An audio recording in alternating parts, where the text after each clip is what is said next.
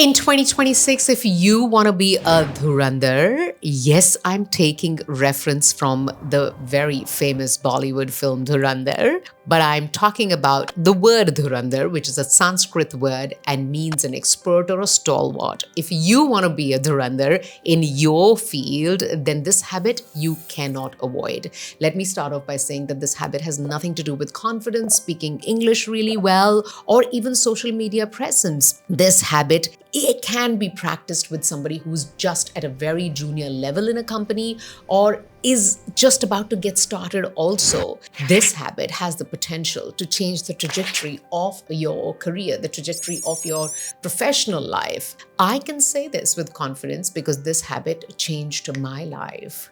Well, my name is Anjalisharma. I was born and brought up in India. I left India at the age of 20. Now, at the age of 45, I live in Singapore and run a very successful story practice that helps clients from companies such as Microsoft, Dell, Shell, TikTok, ByteDance, Spotify, Google, and many more. And this one habit, the compounding effect of this one habit that I'm about to talk about, is fundamentally responsible for my success. Just like many of you who are perhaps watching this video, I also started at a much lower level. No shortcuts, no godfathers, no hacks, no tips, just beginning from the bottom. But this habit is the one that is responsible for getting me where I am today. So in this video, I want to share three big things with you. Number one, what is this habit and how did I develop it? Number two, how can you develop and sustain this habit? And finally, I do want to talk about why I think a lot of the success of the movie Dhurandhar comes because of this habit. It's my personal take. Okay, so let's get started. What is this habit and how did I develop it? Now, the habit I'm talking about is reading. Now, I'll start off by saying something very unpopular. There is not a single YouTuber who is successful who does not advocate reading. Everybody who's successful advocates reading. But the problem with that is that people watch them, buy a book, but they can't read it. It's very hard to develop a reading habit. And I think one of the biggest challenges with that is that people tell you to read, but they do not tell you how to choose what to read that you can sustain. And, buying a book is easy. Talking about a book and showing it off on social media is super easy. Carrying a book around whilst you're coming out of the airport or sitting in a train or, walking with your bag outside your college or your break in a company makes you look intelligent. But the real value of reading is in reading. The real value of the book is in the content. Now, I did not start reading till the age of 31. That's the honest truth. I tried many times, but I just could not. But one incident changed everything for me. This was when I was 31 years old, as I mentioned. I had dropped a family member back in India. They had visited me in Singapore, and I was at the airport waiting at the gate, and my flight got delayed. I looked around shops that were at the airport, and I walked in one of the shops, and I found this book. Steve Jobs' Way, I Leadership for I Generation. Now, this was the first book I read cover to cover. This was not a book that was recommended by anyone. This was not a book that was in the bestsellers chart, but this is a book that spoke to me. Every page felt like I was reading about my own life. Why? Because a lot of that book talks about the frustrations of working with people, for people. And I was at a phase of my career where I'd had enough of working for people, with people, navigating office politics. And I just wanted to do something big in life, something good in life, something of my own in life, and, be disruptive in the way I wanted to do things. Like, of course, Steve Jobs did very big things, but in my own little world, in my own capacity, I did not want to kind of just be a cog in the wheel and just do things like other people would do in a corporation. I wanted to do something different. So this book really, really spoke to me. It resonated with me. Now, that moment changed everything for me. Now I want to move to chapter 2 of this video. How can you also develop and sustain a habit of reading? According to me, this habit changed everything for me. Now, one of the things about reading is that you have to pick a book based on the phase of the life that you're in. Because the more you read the content and it connects with the phase of the life that you're in, the more you want to read. because you feel this is exactly my life. This is exactly my life. Now, I'll give you a small example of that, right? My daughter, when she turned 17, I gifted her this book, Not Here to Be Liked. Falling in love wasn't a part of the plan. This is like a young romance, a thing about a girl who, wants to fall in love, but doesn't want to fall in love. That's the kind of thing that resonates with a 17-year-old. So for me, I recognize the fact that the reading habit needs to be established before it can be optimized. As the author of Atomic Habits, James Clear, says, that going to the gym, you need to first establish that habit before you optimize and start seeing muscles and start seeing strength in yourself. Just go to the gym, even if you don't work out. Just flip the pages of the book, even if you don't read the whole thing, even if you don't get something out of it. Reading has to be established before it has to be optimized. But the only way to establish that habit is when you read something that resonates with you. Today, I'm at a phase of life, if I picked up this book that started my reading journey, it would not resonate with me because I'm no more in that phase. What are the books I'm reading right now? Right now, I'm reading 2 books. The first book is Mindfulness, The Path to Deathless. This is a book about how to meditate, a very practical, spiritual, beautifully written book that talks about the value of meditation, but also the practicality of how to meditate. I'm 45 today. This is what speaks to me. I want to understand the meaning of life. Why am I here? What is it that we are all here for? This book connects with me.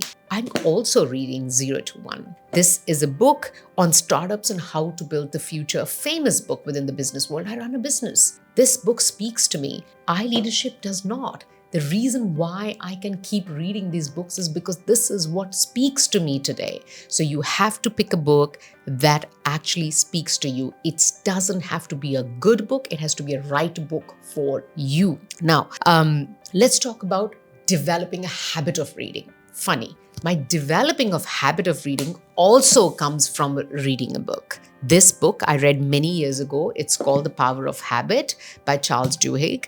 And in this book, it says that you can develop a habit if you attach a trigger to it, right? Like something that triggers that habit. So for me, reading is a morning thing where I drink coffee. So every morning I drink coffee. A lot of us are addicted to coffee and tea in the morning. And at the same time, I will read. So what is it that you do in your life all the time? Then you attach a habit to it, then you will do it every day. There's not a day that I don't drink coffee in the morning. So then there's not a day that I don't read in the morning. So think about how can you attach a habit to what you always do. There are certain things you do all the time, like you brush your teeth all the time, you bathe every day, maybe you commute to the office every day, then you read at that time. That is how you sustain a habit. Now, I want to also talk about the value of reading. So because I started reading, what happened? Now, the thing with reading is that when I started reading, I started to notice that I was starting to make unusual connections that no templates, connection that no AI prompt can ever give you. Let me give you an example. So a client of mine who works for a pharmaceutical company, which specializes in products that are about heart, cardiology products. She was giving a speech, and she was in that speech going to talk about why culturally diverse teams are some of the best teams to build. And she was saying, when you have people from different cultures, they help you come up with different ideas, which different ideas then lead to innovative designs and ways to be able to do things better. Now, I stopped her right then. I said, you're talking a language of abstracts. Let me give you a story that will help you bring that message to life with a real life example. So I had read an article that said, you don't always need surgery to bypass a heart block, which was in the Indian Express. I had read this article like many years ago, but I knew the story in this article would meet my client's need because this article talks about how Japanese had developed a way to be able to clear blockages in arteries without doing the bypass surgery, because one of their beliefs was that if you cut open the heart, you open the chest, the soul leaves the body.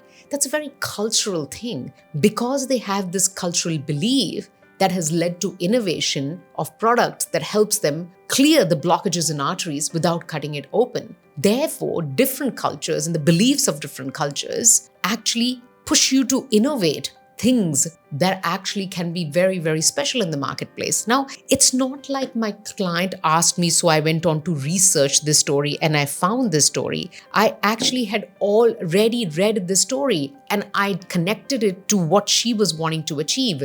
Just like that, I can regularly read different things, but when the moment comes, I'm able to take things from here, there, everywhere and use them. And that is my competitive edge in my work. You can find many people who talk about frameworks and methods and tips and tricks and hacks of storytelling, but very few can actually give you this repertoire, a bank of stories that can be applied. And I think that's a real value that you can bring. When you read, you have so much knowledge in your subconscious that when your boss asks you something, you're able to bring out something you read from somewhere and say, oh, maybe we should try this. That's where your competitive edge is. When you read, you're able to frame structures of sentences and you're able to frame the thought process in such a way that nobody else can. The words just flow, the ideas just flow, and you sound like a leader. Now, I want to move to the final and the third chapter that I had promised. Now,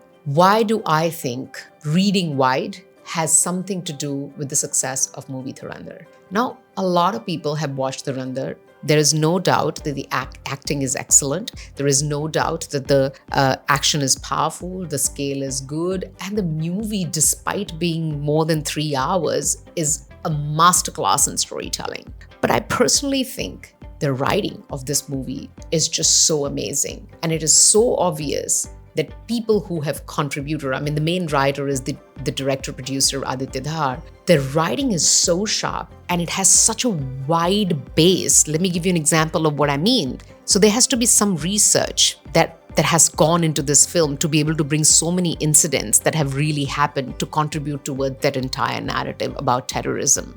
Right? That you can only have when you have the ability to read details and connect them all and come up with a narrative. But the most interesting part for me was the final chapter of the movie, which was called Et tu Brutus.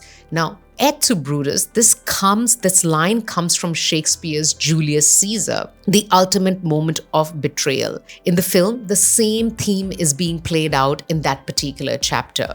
Now, the ability to take a centuries-old reference, a literary reference, understand its emotional impact, and translate it seamlessly into a modern Indian action film is work of brilliance. If you have never read Shakespeare, if you have never read Julius Caesar, you would never know. Many people who watched the film felt the emotional impact of that. But many people would not know where that comes from, right? There were so many things that were happening in that movie that were a clear demonstration of the fact that the writers are great readers who've researched things, who've actually taken references from different places, different storytelling places, and brought that idea together. Now, in this age where AI has made almost everyone a creator, a writer, an author, people who've never done anything in the space get up and actually speak like they're authority in a space. In today's age, the only person who stands out is the one who's able to make unusual connections, the ones that do not rely on an AI prompt, the ones that do not rely on some kind of a template. And that only comes from a broad base of reading. If you want to be successful in the age of AI, then this one habit, which is called reading, you can't avoid. Please pick a book that resonates with you. You may not know what the value of this book is today, but I promise to you, in time to come, you would know that. Stay storied, go read, and make sure that your 2026 becomes the most fantastic year ever.